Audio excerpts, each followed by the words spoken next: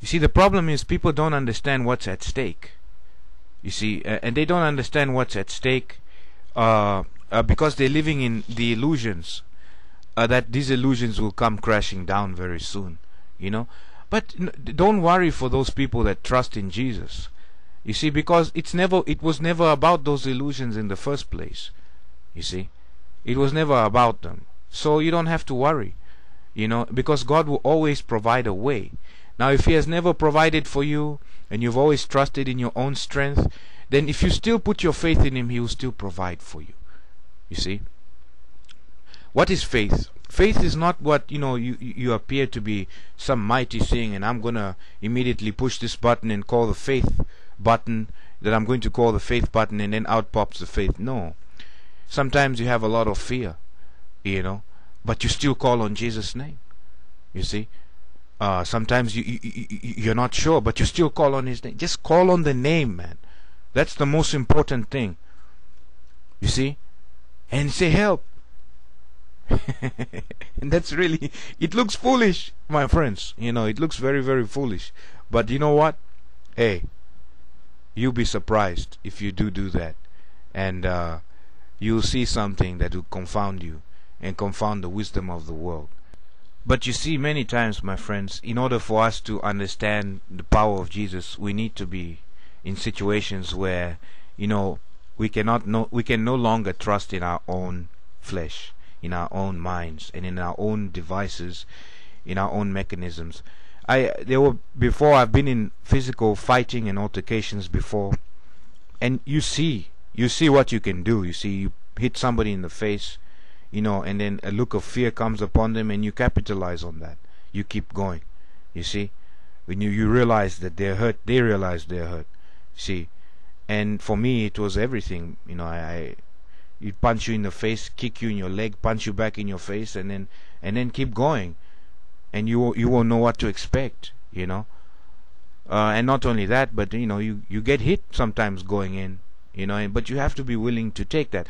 So you see the result.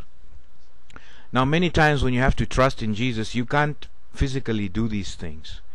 You see, and you can't see the results the way with your physical eyes, the way in which human beings are programmed to see things, like the way science teaches us to see things, where we do this and then we observe the result. No, the physical, it's there, but it's not the same.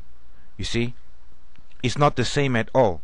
So when you want to see the physical action, what you do is, somebody, let's say for example there are two people and somebody wrongs the other person, and then the other person looks at that person and then looks down and say, all right, man, you know, it's okay, don't worry about it, you know, I'll just go my way. You've seen that this person doesn't want to take it further. He doesn't want to challenge this other person, you see, which will obviously probably lead into a physical altercation or a physical fight. Now, there's a reason why this person has done this. If they've done it for Jesus Christ, then this is a blessing.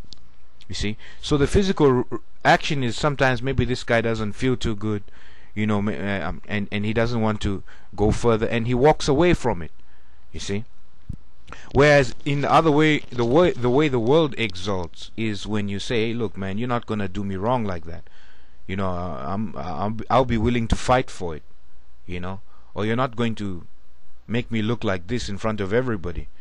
And then when you say something, a lot of the times when you tell a human being, don't make me say it again, then what that does is it sets a trigger off, because when he does say it again, or when she does say it again, then you stand up and you do something, because you're not going to you're going to act according to what you said, because he said something when you told him not to, or she said something when you told her not to. You see, so with Jesus, he say, vengeance is mine. You see, and he say he is merciful to both the evil and the good. You see, so the greatest thing that you can do before God is to have mercy. So when the world sees you forgiving somebody that has wronged you, they'll say you're stupid or you're foolish. You need to sue them, or you need to do this and you need to do that. You see, but you must not trust in their ways. You must not look down on God's ways. Now, we have all done that. I have done that many times in my own life. I have trusted in my own ways and my own devices, And in the beginning I thought, hey, well, it's working, and this and that, but we don't see what's coming down the line, you see. And we don't see what's going to happen 3 years from now. What that you ended up having to recant everything that you said 3 years ago and what you did, and it didn't come to pass, and it didn't go out the way you thought. And you see, because we human beings, we are so temporary. We don't think eternally. We don't think the way God does. God is an eternal spirit. His word is eternal, you see. So these are the things that we need to really try and take into consideration. We need to think about Jesus a lot of the time.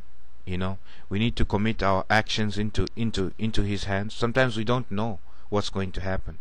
We just have to go and have faith and commit these things into Jesus' hands, because you don't know what's going to happen next. You see, you can't figure it out. It's not you can't see the result. You see, sometimes Jesus will give you the result beforehand, that this is what is going to happen, and you have this confidence in you that, hey, this is what's going to happen. It's been revealed to me. You see, and sometimes no. Sometimes it's a test. So it's never either or. Either this or that, like the way they force us into this false dualism. So this is why, my friends, the name Jesus Christ, it should be reverberating and ringing within us relentlessly, you see, and just constantly within us, and how we must please Him and do according to what we say we believe. You see, faith, we show our faith by our action, you see. So the word is not left fruitless. You put the word in your heart, and then you act according to what you say you believe. You see, both word in flesh and word in spirit. You see, eat of my flesh, drink of my blood. So, my friends, take heed and realize God is merciful, and we just must try our best, and leave everything else to Jesus Christ. You see, leave everything to Jesus Christ. May He bless you, and take care of yourselves.